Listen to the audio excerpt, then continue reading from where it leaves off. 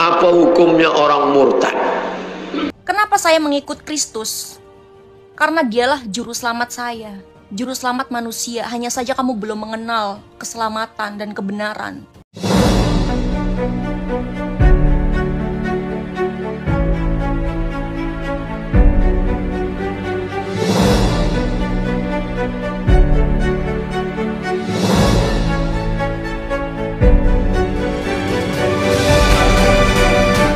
Haleluya, haleluya, shalom alaikum bismillahirrahmanirrahim, salam Aki.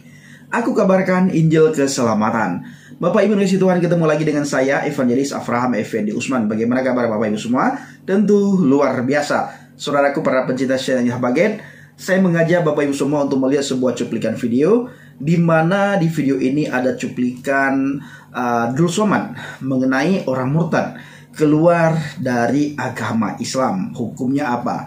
Dan setelah itu Bapak Ibu, ada seorang muslimah yang keluar dari agama Islam, dan dia menjawab cuplikan video Abdul Somad itu. Langsung saja kita saksikan sama-sama bagaimana video berikut ini. Apa hukumnya orang murtad? Setelah itu masuk Islam balik. Nalladzina amanu beriman, summa kafaru murtad, summa amanu masuk Islam balik, summa kafaru murtad balik, summa murtad balik, summa zdadu kufran, masih boleh. Beriman dia, ya. Habis itu murtad dia, ya. Masuk Islam balik, boleh. Boleh. Yang tak boleh murtad dia balik. Jadi masih ada waktu dia 3 ronde lagi. Nanti kalau ada muslim dulu, ya, nikah dia sama non muslim, murtad dia, mau balik dia balik, boleh. Kau balik lagi, baliklah. Tapi kalau kau murtad sekali lagi, la yahillu damu mri'in muslim illa bi ihda salas. Tidak halal darah seorang muslim kecuali melakukan 3. Pertama, an-nafsu bin nafsi, pembunuh. Orang yang membunuh dalam Islam dipancung kepalanya. Yang kedua, as-sayyibuz zani, sudah menikah berzina, dimasukkan ke dalam tanah setengah badannya, lempar batu sampai mati. Yang ketiga, at-tariku lidinihi al-mufariqu lil jamaah, murtad. Mudah-mudahan Allah menyelamatkan anak cucu cicit kita dari murtad. Pantes berani pindah agama. Kalau ada orang tua, insya Allah orang tua menentang. Padahal saya bikin PT itu nggak lagi nyinggung-nyinggung soal agama deh, perasaan. Ingat ya, duniawi itu panah loh. Orang tua, saudara, tetangga, sekalipun kamu gak bisa menyelamatkan saya. Terus apa? Kenapa kamu ikut campur urusan saya? Kenapa saya mengikut Kristus? Karena dialah juru selamat saya, juru selamat manusia. Hanya saja kamu belum mengenal keselamatan dan kebenaran. Lantas, saya harus percaya sama manusia? Tentu tidak. Saya percaya sama Tuhan saya. Saya percaya sama Tuhan saya. Karena dia berasal dari atas, yaitu dari surga. Karena dia adalah pemilik tahta sorgawi, berkuasa di langit dan di bumi. Pada Yohanes pasal 6, ayat 38, sebab aku telah turun dari sorga bukan untuk melakukan kehendakku, tetapi untuk melakukan kehendak dia yang telah mengutus aku. Dan inilah kehendak dia yang telah mengutus aku, yaitu supaya dari semua yang telah diberikannya kepadaku jangan ada yang hilang, tetapi supaya aku bangkitkan pada akhir zaman. Sebab inilah kehendak Bapakku, yaitu supaya setiap orang yang melihat anak dan yang percaya kepadanya beroleh hidup yang kekal, supaya aku membangkitkannya pada akhir zaman. Di akhir zaman, Yesus itu akan membangkitkan semua manusia, paham kamu? Dan asal kamu tahu, Yesus adalah juru selamat manusia, dan dia adalah hakim yang adil. Dia adalah firman Allah, firman yang menjadi manusia. Sedangkan kamu siapa mau menghakimi saya? Hei, pada Yohanes pasal 8 ayat 12, maka Yesus berkata pula kepada orang banyak, barang siapa mengikut aku, ia tidak akan berjalan dalam kegelapan, melainkan ia akan mempunyai terang hidup. Karena saya ingin memiliki terang hidup, ingin mengetahui kebenaran. Saya mengikut Tuhan saya, itu Yesus Kristus sang juru selamat manusia, bukan mengikut mulutmu itu loh. Nih ya, kenapa orang Islam pindah ke Kristen, dia akan dibenci. Kamu mau tahu? Pada Yohanes pasal 15 ayat 19, firman Tuhan katakan, Sekiranya kamu dari dunia, tentulah dunia mengasihi kamu sebagai miliknya. Tetapi karena kamu bukan dari dunia, melainkan aku telah memilih kamu dari dunia, sebab itulah dunia membenci kamu. Saya milik Tuhan, oke? Saya terima atas kata-kata dari kamu. Kata Tuhan Yesus, kasihilah. Karena dia tidak tahu apa yang dia perbuat. Saya mengasihi kamu dalam nama Tuhan Yesus. Terima kasih, shalom, assalamualaikum. Nah saudaraku semuanya, bagaimana tanggapan kita setelah melihat cuplikan video tadi? Ketika saya mencari di Google bagaimana hukum bagi orang murtad, di sebuah artikel ditulis Bapak Ibu di republika.co.id, hukuman bagi orang murtad, pedih di dunia, kekal di neraka kelak. Ya, pedih di dunia, kekal di neraka kelak. Tapi saudaraku, saya belum pernah menemukan orang yang keluar dari agama Islam hidupnya sengsara. Hidupnya jadi gembel, hidupnya pedih, hidupnya melarat. Belum pernah.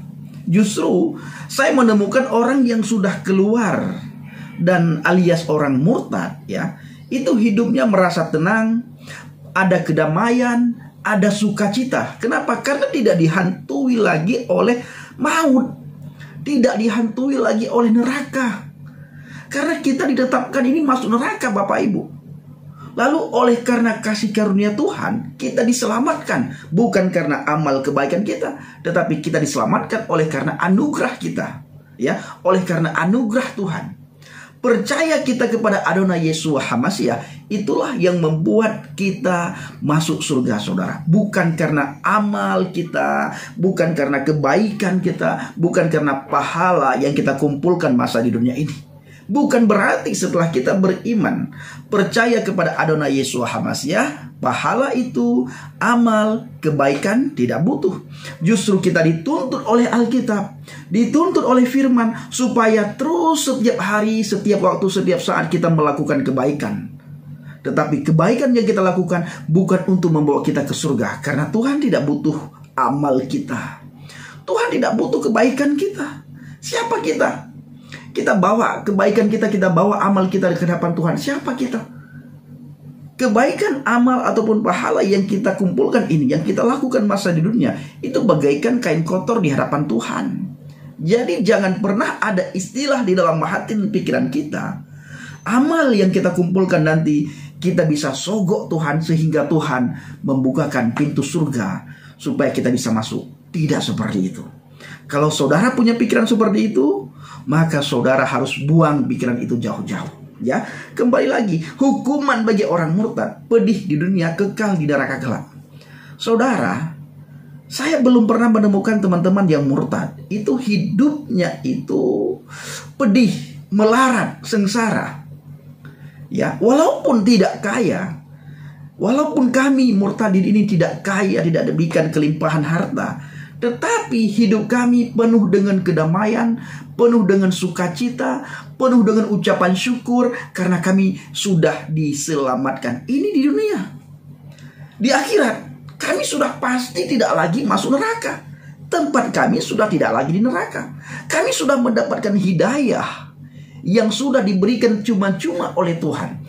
Hidayah inilah yang membawa kami ke surga. Akulah jalan kebenaran dan hidup.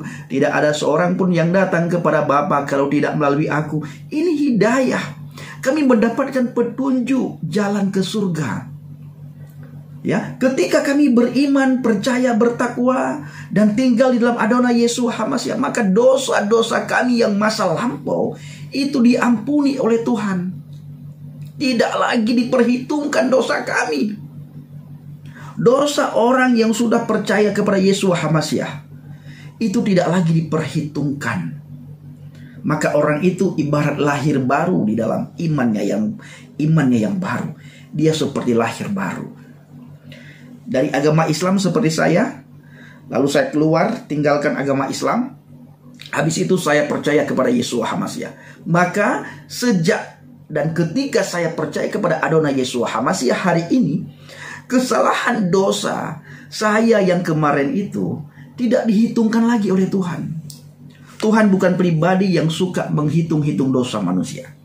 Ya, maka kita yang sudah murtad dari agama, beriman, percaya kepada Yesus Hamasiah, kita beruntung, kita bersyukur, kita bukan orang-orang yang pedih di dunia ini, bukan melarat. Justru sebaliknya, kita banyak melihat orang-orang yang keluar dari kekristenan hidupnya melarat, hidupnya pedih, hidupnya tidak teratur.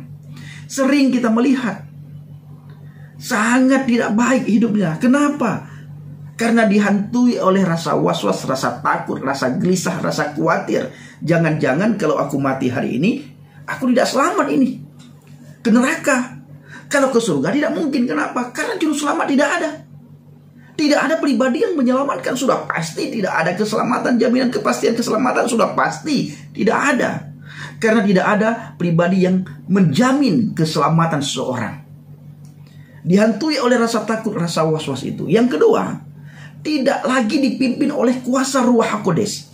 Roh Kudus tidak ada lagi di dalam hati dan pikiran orang.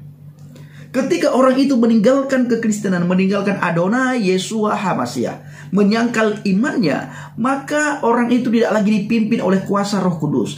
Roh Kudus tidak ada lagi dalam hati dan pikirannya. Roh Kudus tidak lagi memimpin hidupnya. Kalau Roh Kudus tidak lagi memimpin, siapa yang memimpin langkah kita?